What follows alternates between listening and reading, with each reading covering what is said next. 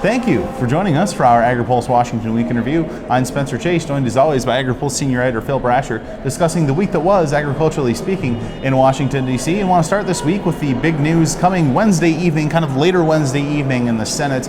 We had told you last week that there had been completion of a GMO labeling bill, the language at least, and now action was going to move to actually getting that bill enacted through both chambers of Congress. And the Senate kind of began that process on Wednesday night, taking a procedural vote that ended up with a 68-29 margin. That vote only needed a simple majority, but the vote that requires 60 votes is still coming up.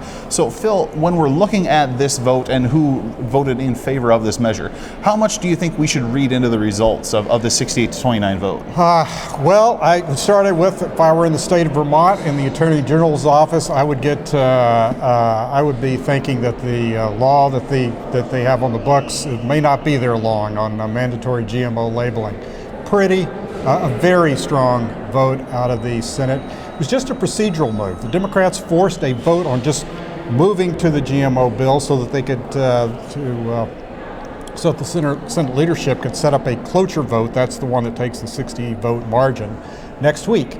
They forced this procedural vote Wednesday night, and the margin was big, 68-29. It only needed a simple majority, but they got 68 votes. That included 16 Democrats, one independent, that's Angus King of Maine, and there were 51 of 54 Republicans. Very strong margin, which suggests that not only will there be enough votes to advance in this bill next week to final vote, but also a very strong signal, I would say, from the Senate on what it thinks about agricultural biotechnology. So barring 9 or 10 people deciding over the course of the next week that they want to change their minds on the issue, it looks like this bill is going to have a decent path through the Senate. Right. They need 60. They got 68 yesterday. There's could be a couple more out of three Democratic senators weren't there for the vote. Could be a couple of additional votes there. They might lose a few, but most of the votes, those Democratic votes that we saw, were people that we really expected. There were the senators from Delaware, which is where DuPont is headquartered.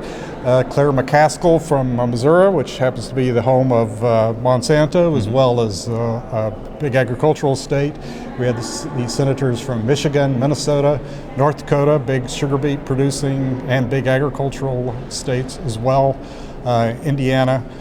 So the Democrats that we had were not particularly a surprise. We expected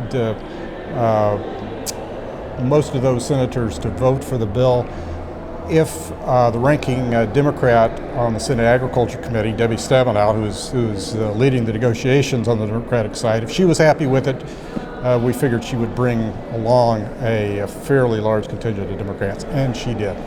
And Wednesday night they had that procedural vote. Votes are scheduled for next week. Kind of where do we go from here now, Phil? Well, there will be this cloture vote. Senator from Vermont, who's become rather famous this year, Bernie Sanders, put a hold on the bill. You can overcome a hold, however, with a cloture vote. It's pretty much like a filibuster.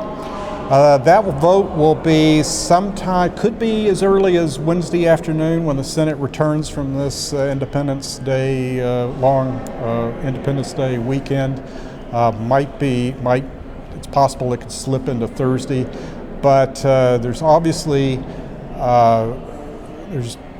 with the Vermont law taking effect, there's a lot of pressure on Congress to get this bill to the president in the next couple of weeks before they take off for the National Party conventions in Cleveland and in Philadelphia. Yeah, and you mentioned that Vermont law taking effect. That, of course, does take effect on July 1st, so depending on when you're watching this, it's either tomorrow or a previous day. But this Vermont law is going to take effect before this bill can get to the President Obama's desk. And really, now attention can kind of shift from a lobbying perspective to garnering support in the House, do you think? Right. Well, the House really doesn't have a whole lot of choice at this point. As I mentioned, after the House and the Senate both are breaking after July the 5th until September. They have the conventions and then they have their annual August recess. So they really have until July the 15th, a short week next week, and then a full week the following week. So what we see happening at this point is the Senate passing this bill, most likely next week, and then it goes to the House. The House is really going to have, their only choice at this point is to pass what can get through the Senate, and that is this bill. And Phil, if you'll indulge me here, I'm just going to engage in kind of breaking a strong tenet of journalism. I'm going to engage in a hypothetical here, because let's say hypothetically that this bill does get through, it gets through to President Obama's desk, gets a signature, it's enacted into law. At that point, what do we see? Because doesn't a lot of this leave room for USDA implementation and basically a guaranteed for a new USDA here in January?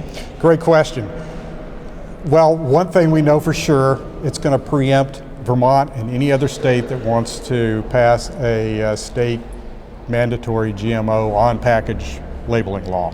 That they cannot do that if this bill becomes law. That's the one thing we know for sure, because most of the rest of the bill has to be implemented by USDA and the Agricultural Marketing Service at USDA. Now they have a couple of years to do that, but as we know, the rulemaking could easily take longer than that. It could get tied up into court. They have to do all sorts of, USDA or AMS is going to have to do all sorts of things, including deciding the text, the optional text that companies could put on their labels as opposed to the digital QR code that's allowed under this bill, or some kind of symbol. USDA has to decide that, and there are a number of other things that they have to write regulations for. That could take quite some time. Yeah, so I mean, getting the language of the bill done was one battle, and now lobbying groups are probably going to have to focus their attention at some point here to a Trump or a Clinton USDA and trying to get this bill enacted to what suits really their desires for the legislation. Wow, and you bring up another good point. It's going to be another administration, not this one, that actually does the work in implementing this. So you're going to have time. The new administration is going to need time to get its people in place, a new secretary, a new administrator of AMS.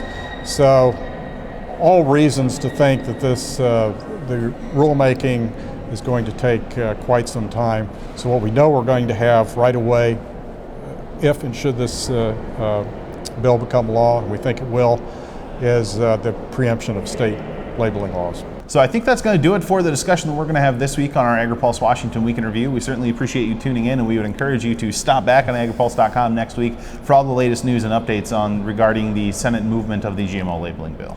For Phil Brasher, I'm Spencer Chase. Have a good one.